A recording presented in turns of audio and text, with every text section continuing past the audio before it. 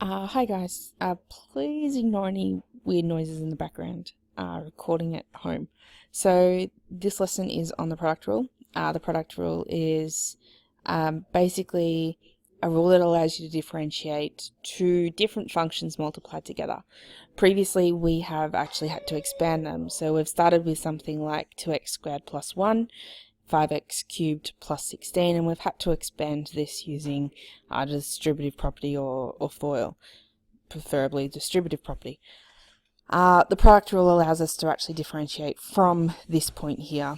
So it basically states that if you've got a function u which is multiplied by a function v, then the differentiation of that, f dash of x, is the original u times the derivative of v plus the derivative of u times the original v. It doesn't matter the order you do these, and with a plus it really doesn't matter. So the product rule is basically just the derivative times the original of opposite functions.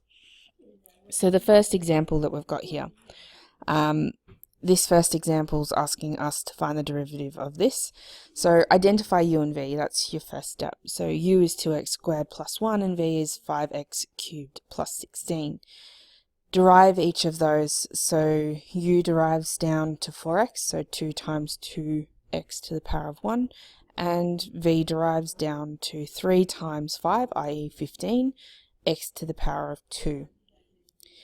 You then just apply the product rule. So the product rule is saying that dy dx is going to be equal to u, 2x squared plus 1, times the derivative of v, 15x squared.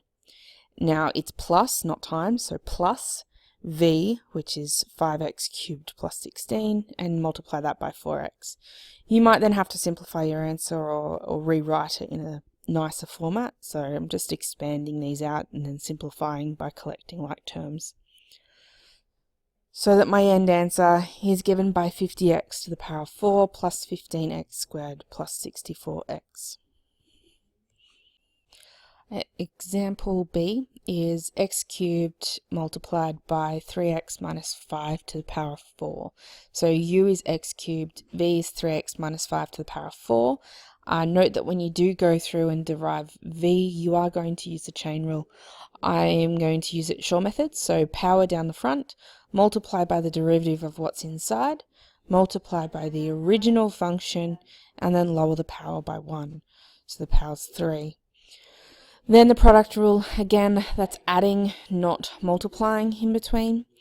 And we're going to go, so u times v dashed plus v times u dashed. Again, order doesn't matter as long as you've got those alternatives multiplying together.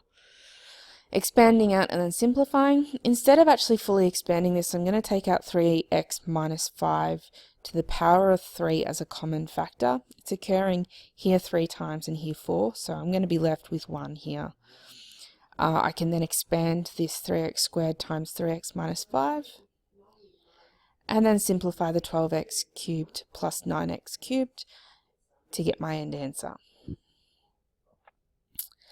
Example 2, we're looking for the derivative of this function, which has an exponential, e to the power of x, bracket 2x squared plus 1.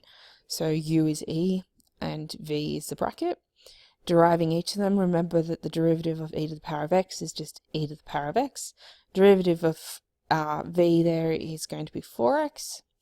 Applying the product rule, we multiply them out.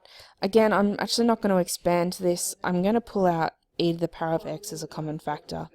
So this is going to give me e to the power of x bracket 4x plus 2x squared plus 1, end answer.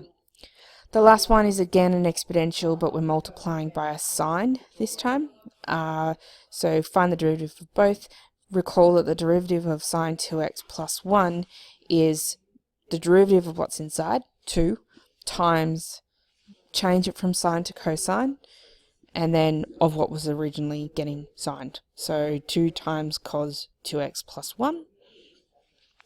And then we apply the product rule, plus, not times, in the middle there. So u times du dx and v times du dx. I can pull out e to the power of x as a common factor, and that's going to leave me that as my result.